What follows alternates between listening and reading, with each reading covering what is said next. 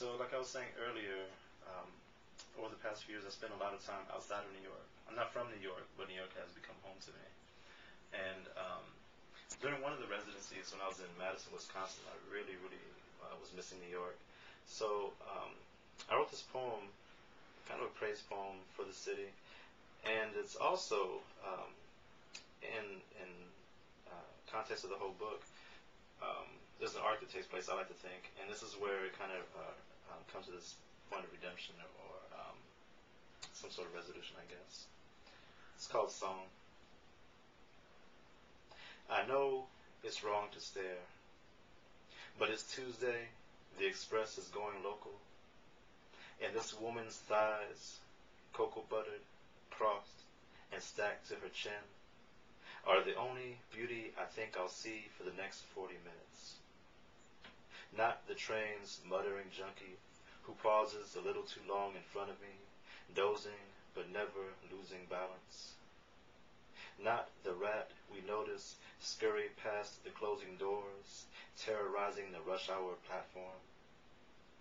Not even these 5 old black men, harmonizing, about begging and pride, about a woman who won't come home, but skin, refracted light in the hymn's hard mysteries.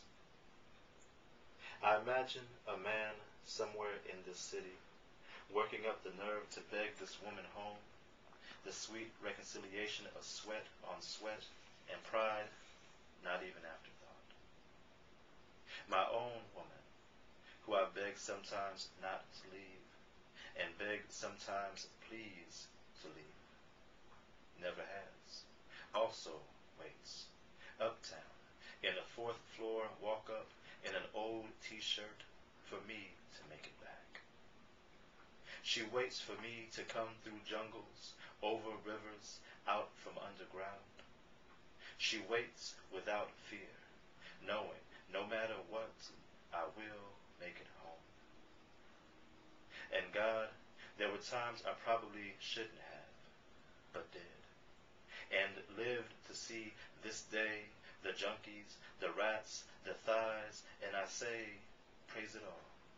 Even this ride. It's every bump and stall, and each funky body pressed to another, sweat earned over hours, bent over moats, caged in cubicles, and after it all, the pouring of us like scotch into daylight. Dusk, rush hour, this long trip home, praise it all. The dead miss out on summer. The sun bouncing off moving trains and a woman to love you when you get inside. Somewhere in this city, a man will plead for love gone, another chance, and think himself miserable. He'll know somewhere deep he may never win her back, but he'll know even deeper that there's a kind of joy in the begging itself, that all songs are love songs, blues especially. Praise the knowledge, praise the opening and closing doors, the ascent into light, heat, each sidewalk square, cracks and all, the 112 stairs between lobby and my woman's front door, the exact moment I let in the city, let out the sweat, and come to own this mighty, mighty joy. It's great. I mean, it really doesn't get any better than that. It's fantastic.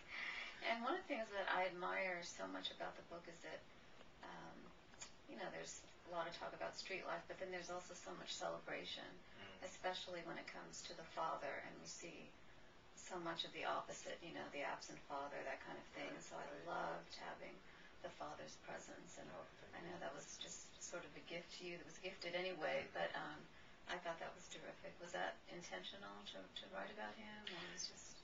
No. People say that I guess we write our obsessions, and he was just a central figure in my life coming up.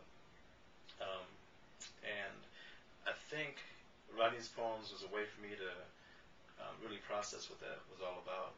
Just even my own ideas about masculinity had to do with him as a model, for good and for bad, right? Just thinking of who I wanted to become, who I did not want to become, and he's very instrumental in me shaping myself. So when it came to write, honestly, that's what was coming out. Yeah, and I've been thinking a lot of intention, especially as it relates to political writing. Right, I think that if you're writing honestly, whatever is in you is gonna out. So whether it's a political sensibility or maybe some unanswered questions about one's father and childhood, that's going to be with outs on the page. Mm-hmm. And so, what is the greatest advice that you can give to your students? What's the greatest advice I can give to my students? Persist, persist, and to honor the craft. Know that this is a great place to be and to ask this question. Right? I don't know how many volumes of poetry there are here at the Poet's House, but we enter into this craft, into this long, long tradition of poets, people who've been doing this for years, and to engage that craft and to find your place in it by reading, right? Know what's been said and what still there is left to be said, and just honor the craft by working hard and developing your skills, and not to worry over much about publishing and awards and fellowships and things like that. They're nice, but ultimately, we're in this to create something beautiful. I think that should be the motivation. I've certainly done that. Oh, thank you. Thank you so much for talking to us.